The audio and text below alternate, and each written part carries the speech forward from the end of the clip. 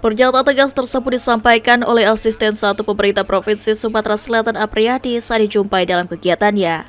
Menurut Mantan Sekda Musi Banyuasin ini, jika pemerintah Provinsi Sumatera Selatan masih sesuai dengan komitmen awal dalam hal ini jalan khusus batubara, di mana seluruh perusahaan batubara yang ada di Sumatera Selatan tidak boleh melintas di jalan umum dan harus memiliki jalan khusus.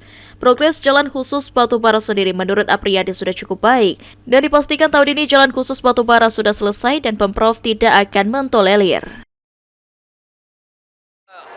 Mereka nih ada yang targetnya 6 bulan, ada yang targetnya 3 bulan, tergantung dengan mereka kan. Tapi tahun ini kita targetkan. Tapi tahun ini kita beresin semua, insya Allah.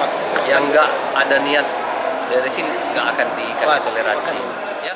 Jalan khusus batubara sendiri didirikan agar kendaraan mengangkut batubara tidak lagi melintas di jalan umum.